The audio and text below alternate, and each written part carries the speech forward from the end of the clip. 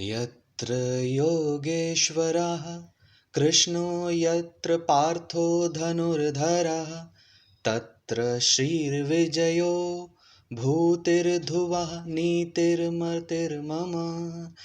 यत्र योगेश्वरः कृष्णो यत्र पार्थो धनुर्धरः तत्र श्रीर्विजयो भूतिर्ध्रुवः नीतिर्मतिर्मम। Namaste. Welcome back to this single act play, Bhagavad Gita. We are going to begin with scene 4, Raj Yoga. Let's start with the scene 4, Raj Yoga.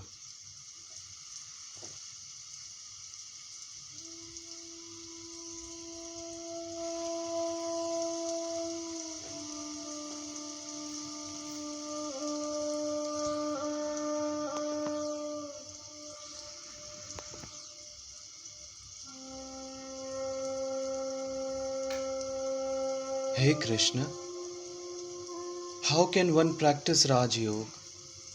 Give me detailed instructions to control the mind, O Venerable Guru. Sit in a pure place on a fixed seat, neither very much raised nor very low. Spread a cloth over a deer skin laid upon kusha grass. Make the mind one-pointed. Withdraw the senses, still the thoughts. Hold the body, head and neck erect. Look at the tip of your nose. Don't look hither and thither. Observe brahmacharya. Think of me alone. Then you will obtain supreme peace and eternal bliss. Then what about diet? Do not eat too much. Do not fast too much either. Observe moderation in diet. Take mit ahar. Take sattvic food. What is sattvic food? O Arjun, the foods that increase vitality, energy, vigor, health, joy and cheerfulness, delicious, bland, substantial and agreeable are sattvic. O Krishna, then what about sleep? The yogic student should not sleep too much. He or she should not be wakeful also for a long time. Sleeping and waking must be well regulated. Yoga becomes the destroyer of pain for him who is moderate in eating and recreation, who is moderate in exertion, in actions, who is moderate in sleep and wakefulness. What other instructions are there, O Krishna, for the practice of Raj Yoga? The yogic student, O Arjun, must curb all desires. He must control all the senses. By gradual practice of concentration, he must merge the mind in the innermost Atma. The mind will run to the objects. He must again and again withdraw it and fix it on Atma or the eternal soul. Gradually, let him attain quietness, his intellect held firm and the mind established in the self. Let him not think of anything. From whatever cause the restlessness and unsteady mind wanders away, let him restrain it from that and bring it under control of the self alone. When the mind melts in the Atma, he will experience supreme joy, infinite bliss. There is no greater gain than this, Arjun. He is not shaken even by heavy sorrow. He develops equal vision, samdrishti. He sees the self in all beings and all beings in the self. He looks equally upon a Brahma adorned with much learning and humility, a cow, an elephant, and even a dog, and an outcast man or woman. He is very dear to me. I am never separated from him, nor he from me. Vidya Vinay Sampanne Brahmane Gapi Hastani Shuni Chaiva Shavapake Na Pandita Samdarshina. Sages look with an equal eye on the Brahma, endowed with learning and humility, on a cow, on an elephant, and even on a dog and an outcast. O Lord, this is a very difficult yoga indeed, for the mind is always very restless. It is impetuous, strong, and difficult to restrain. I deem it as hard to control as the wind itself. Arjun, no doubt, the mind is hard to control and restless, but it may be controlled by the constant practice and by dispassion, abhyasa and vairagya. Asam sayam mahabhaho mano durnigraham chalam abhyasen tu kaunteya vairagyen cha grahate. If anyone fails to attain perfection in this yoga, O Krishna, what is his fate? Fallen from both the path of karma and the path of yoga? Does he not perish? No, Arjun. No. Parth naveh namutra vinashas tasya viddhate nahi kalyan kritaksha cha durgatim tat gacchati. O Parth, neither in this world nor in the other is there destruction for him. None verily. Who does good, O my son, ever comes to grief. He dwells in the heaven for numberless years. He takes birth in a pure and blessed house, or he gets a birth in a family of wise yogins. There he starts again his yogic practice vigorously and attain perfection. Kindly tell me something about pranayama or regulation of breath. O Arjun, those who practice pranayama pour as sacrifice the outgoing breath into the incoming, and the incoming into the outgoing, restraining the flow of the outgoing and incoming breaths. They are solely absorbed in the control of breath. Hari Hari Bol, Bol Hari Bol, Mukunda Madhava Govinda Bol. Hari Hari Bol, Bol Hari Bol, Mukunda Madhava Govinda Bol.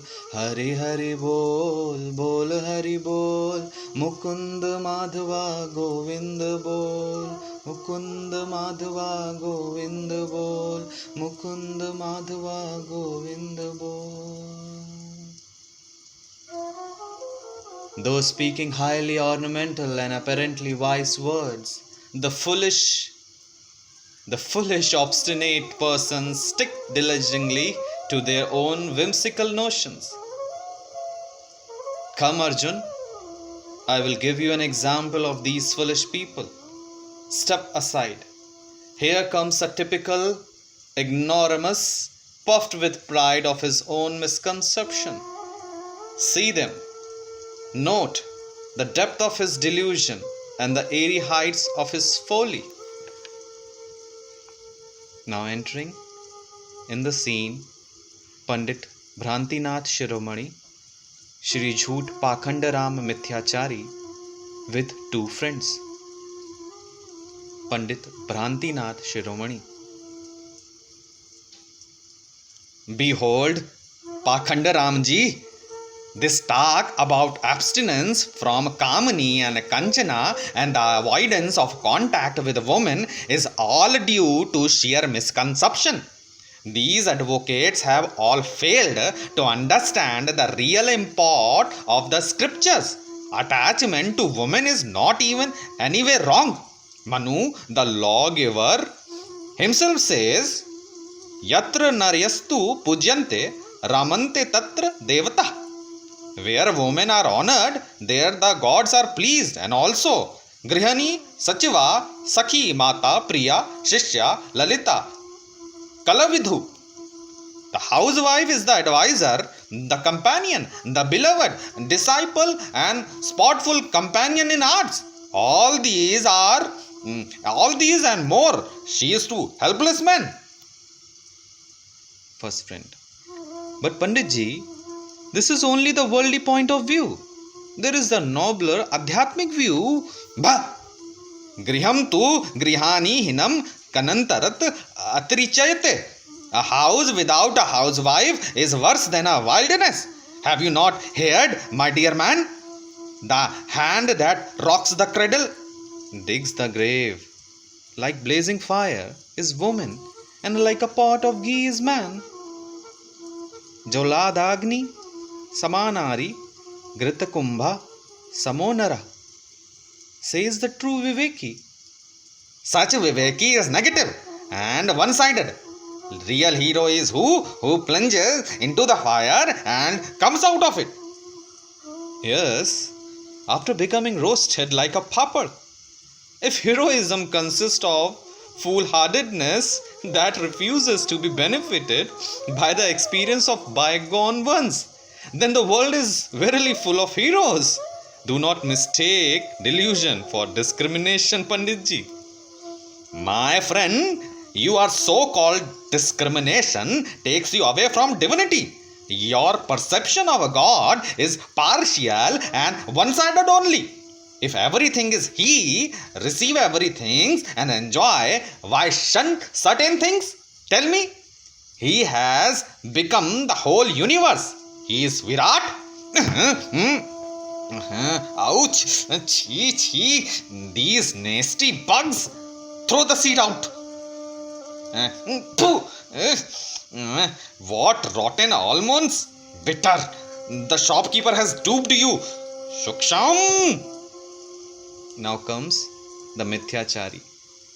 Oh, Panditji! What about your Virat? Why do you shun the bug Bhagwan and the bitter Badam? It is not he. Accept the aspect also. This is the result of your Vedanta without Virakti and Indra Nigraha. Look at me. I can never go after soft seeds or tasty almonds. I control my senses rigidly. I have no desire for anything tasty. I have practiced living upon boiled neem leaves. I take dry roti without even a pinch of salt, and at night a little milk without sugar. I have no sense craving. This sort of repression is unnatural. Appetites were not given by God to be thus suppressed. To a man who is centered in the self, even 1,000 desires can do no harm. I can quote a Gita, Apurya Manavachala Pratishtham Samudrapa Pravisthani Yadatva, etc. etc. He attains peace into whom all desires enter as water in the ocean, which filled from all sides remains unmoved, but not the desire of the desired. Such meaninglessness, self-denial has made religion a sore affair. If God is bliss, then the path of His realization must all be all bliss. Bitter religion is for perverted Puritans. But Panditji, bitter medicine brings sweet relief from dire disease. Pleasant things are not always good. Has not the Lord warned against these pleasures in unmistakable terms when He said that which is nectar like in the beginning and poison in the end? Yata dhargi amritopanam pariname vishvamiva. Beware of the tempting pleasure and deceptive sweetness. Nonsense! And this creed of ever-ending cautions and eternal don'ts makes man unfit to face life. It breeds timidity and fear. Panditji, your misconception is awful. Headlessness and recklessness do not constitute courage, nor do common sense and prudence belie heroism. It is not for nothing that the spiritual path is compared to the edge of a razor blade. He is right. Panditji, you have completely misunderstood the Lord's teaching. The undeniable necessity of continuous caution has been clearly stressed by the Lord, for the power of the sense is such that He says, Balvan Indrai Gramo Vedam Samshi Karshati. Great is the power of the senses. It deludes even the wise man. All right, be it so. You are deluded. I shall not waste time in argument today in my fasting day. I observe Vrata. I shall conserve my energy. The two friends become silent and commence unwrapping a bundle of sweets and other eatables and invite Panditji and Sri Bhrantinath to partake of tiffins. No, no, what have I do with tasty things? I have no desire. You eat. The friends commence eating, chewing with relish. They make audible sounds of satisfaction and a little later offer a plateful to Panditji, saying, Now look here, Panditji, have vrat tomorrow. These delicious sweets will not last. These are fresh and hot. Please take. The other friend also persuaded and places the plate on Panditji's lap. Panditji makes sign of refusal at first, but later succumbs to the temptation and falls to eating with a great gusto. Meanwhile, Mithyachari Sahab darts furtive glance at the sweets and passes his tongue over his lips. During tiffin, the friend takes up a newspaper and commences gazing at some picture with much comments of appreciation. When thus engaged, Mithyachari stealthily removes a couple of laddus from the sweet bundle and hastily stuffs them into his clothes. In the background, Lord Krishna points out with suitable gesture all these happenings to Arjun. Oh, what beauty! There is no doubt that Kusum Devi is indeed a model of classic beauty. Even though an actress, her beauty is indeed to be appreciated. The face is almost celestial. Have you seen the latest pose of Kusum Devi, Mithyachari ji? Tu, what do care for me? My eyes shall never light upon such unworthy things. This cannot attract my gaze. Turns his face away. Mithyachari turns his face away. The friends continue reading, pass on to the next sheet and drop down the one with illustration. In a short time, unknown to them, Mithyachari picks it up and attentively looks at the picture of the beautiful woman. Widening his eyes, giving expression to his joy, he hastily throws it away and possesses indifference when the friends turn around again.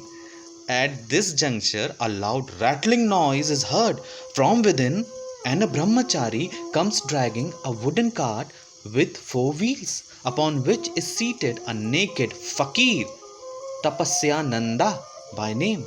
He is seated upon a number of iron spikes nailed to the hand cart.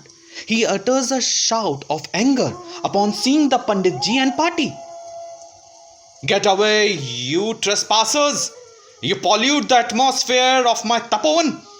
My 6 years I have been standing on my head at this spot for 13.5 hours every day. I have sat during summer upon hot bricks and stones. I have lain upon an iron sheet during December and January and drunk only cold water. I have regularly knocked my head against this tree trunk to push out my durvasana. I have created wonderful atmosphere of tapas and austerity. Shiva will be pleased. His darshan is only a question of time. You are spoiling my tapas atmosphere and retarding my realization. Away with you before I belabor you. Brandishes his long staff threatening. Panditji and party take to their heels. While departing, Mithyachari is seen picking up the picture of the beautiful woman quickly, and Panditji filling himself with the extra sweets from the bundle on the ground. Look, Arjun, you have seen. This is how people understand me. See what delusion and what hypocrisy. And look at this specimen of Tapasyachari, this Tapasyananda. He regards the darshan of Shiva. He regards the darshan of the Lord as a matter of nails, cold water and hot bricks. But over his temper, he has no control. His words are vulgar. What can this austerity avail, Arjun? What can this austerity avail? Reflects on this, O Arjun, and learn from them.